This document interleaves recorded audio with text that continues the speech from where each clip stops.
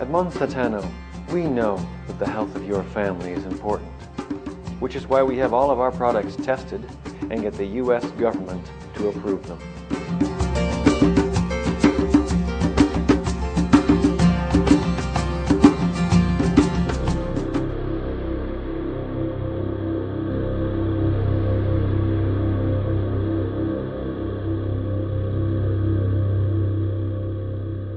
A lot of the research that's used by the biotech industry for their claims for safety have been described by other scientists as rigged to avoid finding problems.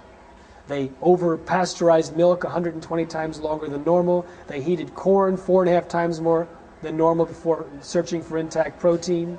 They used mature animals instead of young ones in feeding trials. They diluted their soy 10-to-1 before feeding it to the animals. They omitted the most incriminating research about differences in nutrients between the genetically modified soy and the non-genetically modified soy. The federal government is not ensuring that our food is healthy.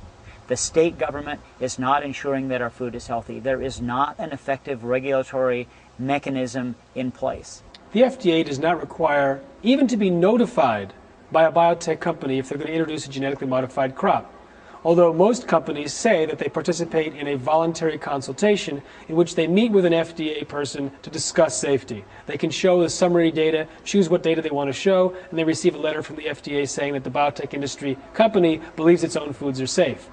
One company was an exception. That's Calgene.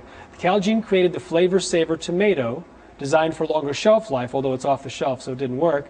And they introduced it as the first genetically modified crop. So they asked the FDA to actually look at the detailed studies of a feeding trial. They fed the tomato to some rats. Actually, they force-fed the tomato because the rats refused to eat it. Several developed stomach lesions. And if you read the actual documents from the FDA scientists, they said there are outstanding questions about safety related to these stomach lesions that have not been answered. And yet the FDA approved the Flavor Saver tomato. It also turns out that 7 out of 40 rats died within 2 weeks after eating the genetically modified tomato and were replaced in the study without explanation.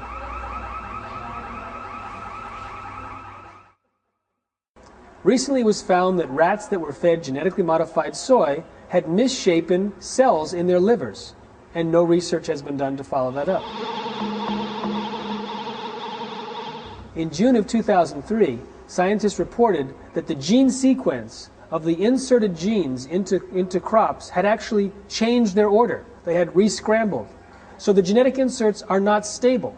Another laboratory confirmed this and found that it had changed in the same varieties in different ways that they had tested. So not only is it unstable and changing, it's not even uniform in the way it's changing. This is incredibly dangerous.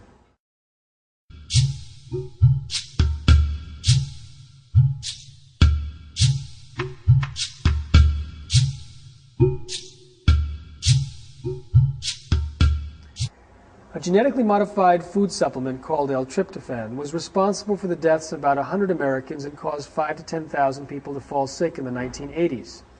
The biotech industry claimed that the Japanese company that was genetically engineering its bacteria to produce this food supplement more economically, that bacteria wasn't the problem, it was a change in the filter in early 1989.